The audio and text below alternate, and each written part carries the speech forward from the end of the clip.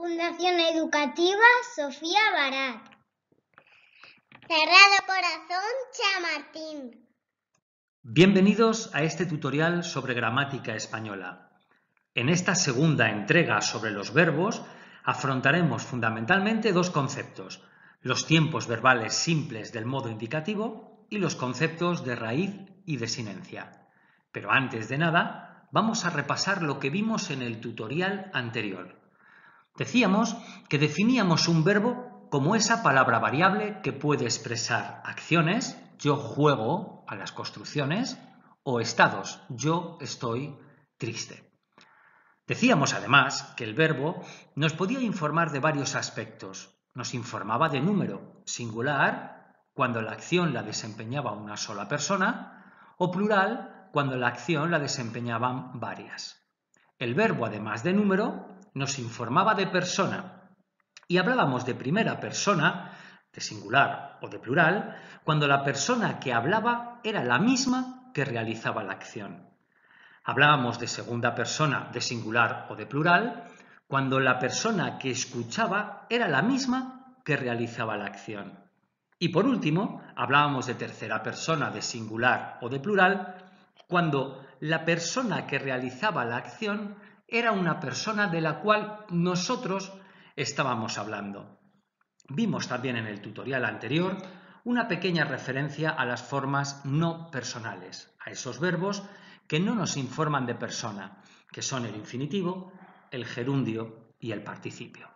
Además de número y persona, los verbos nos informan también de modo. Hablamos de modo indicativo cuando nos referimos a hechos reales. Modo subjuntivo cuando expresa una duda, un deseo o una orden negativa. Y el modo imperativo cuando expresa una orden afirmativa. Por último, el verbo nos podía informar también del tiempo en el cual acontece la acción. Y hablábamos en el tutorial anterior de presente, pasado o futuro. En este tutorial nuevo haremos referencia fundamentalmente al tiempo y al modo indicativo. Empezamos este tutorial estudiando los tiempos verbales, el modo indicativo. Si agrupamos los tiempos verbales en función del número de verbos que tiene la forma verbal, los podemos diferenciar en dos. Formas verbales simples que se construyen con un solo verbo. Por ejemplo, Lola estudia los verbos. La forma verbal está compuesta por un solo verbo, que es estudia. Pero los tiempos verbales también pueden ser compuestos. Es cuando se construye con un verbo auxiliar, que siempre es el verbo haber, más otro verbo, que se formula en participio. Por ejemplo, la frase había comido. La forma verbal está compuesta por dos verbos, el verbo haber, había, que es el auxiliar, y el participio del verbo comer. Los tiempos verbales se forman de la siguiente manera. La forma de hacerlo es añadir una desinencia a la raíz. ¿Pero de qué estamos hablando? Muchos de vosotros os estaréis preguntando que no sabéis qué es la raíz y la desinencia. Vamos con ello. Veréis que es muy sencillo. La raíz de cualquier verbo o de cualquier forma verbal, por ejemplo, amaré, se busca siempre buscando su infinitivo. ¿Cuál es el infinitivo de la forma verbal amaré? Pues el verbo amar. Vemos que coincide con un verbo de la primera conjugación, los que acaban en ar. Solamente tendremos que seleccionar esa terminación, quitarla y lo que nos queda es la raíz, también conocida en algunos casos como lexema. Podemos continuar con otro verbo, la forma verbal comería. En este caso nos preguntamos, ¿cuál es el infinitivo de comería? Y todos sabemos que es comer. Vemos en esta ocasión que se trata de un verbo de la segunda conjugación, porque termina en er. Si seleccionamos esa terminación y la quitamos, lo que nos queda es justamente la raíz o lexema. Vamos a probar una tercera vez con un verbo diferente, vivió. Nos preguntamos cuál es su infinitivo y reconocemos con facilidad que se trata del verbo vivir. En este caso es un verbo de la tercera conjugación, ya que acaba en ir. Seleccionamos esa terminación, la quitamos y lo que nos queda es la raíz o el lexema. Podemos decir entonces en conclusión que la raíz o el lexema es esa parte invariable, es decir, que no cambia, que se va a mantener en todos los verbos, que aporta el significado fundamental. Vamos a ver ahora y ahondar en el concepto de desinencia. Con un ejemplo, buscaremos las desinencias del presente simple de indicativo de la primera conjugación. Cogeremos como referencia el verbo amar. Si le quitamos la terminación ar, encontraremos que la raíz o desinencia es am. A partir de ahí le añadiremos las desinencias pertenecientes al presente de todos los verbos de la primera conjugación y obtendremos yo amo, siendo o la desinencia, tú amas, siendo as la desinencia, él ama, siendo a la desinencia, nosotros amamos, siendo amos la desinencia, vosotros amáis, siendo ais la desinencia, y ellos aman, siendo an la desinencia. Podemos concluir entonces que las desinencias, también llamadas morfemas, son palabras variables, ya que van cambiando, y aportan un significado.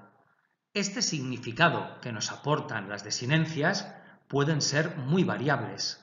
Nos pueden informar, por ejemplo, de la persona. En la forma verbal amamos, nos informa de que la acción se realiza en primera persona del plural. Luego también nos informan de número. Nos indican que la acción se está desarrollando en presente y además en modo indicativo. Vayamos ahora con los tiempos verbales del modo indicativo. En el ejemplo de la página anterior vimos cómo se formaba el presente simple de indicativo. Vayamos ahora con los tiempos pasados, también conocidos como pretéritos. Podemos encontrarnos con dos tipos de pretéritos, el pretérito perfecto de indicativo y el pretérito imperfecto de indicativo. ¿Qué diferencias habrá entre uno y otro? Pues vamos a verla, son también muy sencillas. Hablamos de pretérito perfecto de indicativo cuando nos referimos a una acción que se realiza en el pasado y que está acabada completamente. Por ejemplo, ayer cociné un pastel. Yo ya he acabado de cocinar ese pastel. Sin embargo, en el pretérito imperfecto nos referimos a acciones que se realizan en el pasado, pero está de una manera inacabada. Por ejemplo, empezó a llover cuando cocinaba el pastel. La persona que escucha la información no sabe si la persona que está hablando terminó o no terminó de cocinar ese pastel.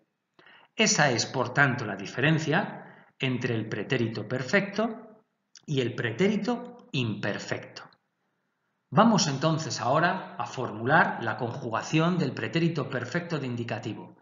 Con el verbo cocinar, quitamos la terminación ar, ya que es de la primera conjugación, nos quedamos con la raíz, que es cocín, y añadimos las desinencias propias del pretérito perfecto de todos los verbos de la primera conjugación.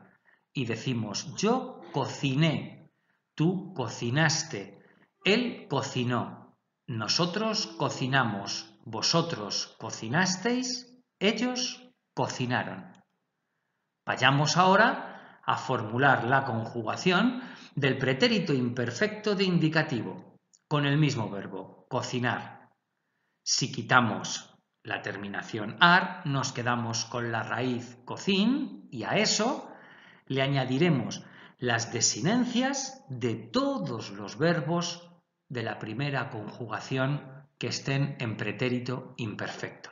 Yo cocinaba, tú cocinabas, él cocinaba, nosotros cocinábamos, vosotros cocinabais y ellos cocinaban. Vamos ahora con los dos tiempos que nos quedan, el futuro y el condicional. Como bien sabemos, el futuro hace referencia a acciones que todavía no han pasado. Seguimos con el mismo mecanismo para conseguir la raíz del verbo amar y formulamos el verbo en tiempo futuro. Yo amaré, tú amarás, él amará, nosotros amaremos, vosotros amaréis y ellos amarán. Estas terminaciones son las propias del tiempo futuro de todos los verbos de la primera conjugación. Y por último, nos incorporamos al estudio del condicional. El condicional puede expresar una condición. Por ejemplo, yo cocinaría un pastel si te lo comes. Pero también puede expresar una forma de cortesía. ¿Podrías pasarme el azúcar? De esta manera, conjugaremos el condicional como yo cocinaría, tú cocinarías, él cocinaría, nosotros cocinaríamos, vosotros cocinaríais y ellos cocinarían. Nada más por hoy. Esperamos que os haya gustado y que hayáis aprendido un poquito sobre los verbos. Hasta el próximo día.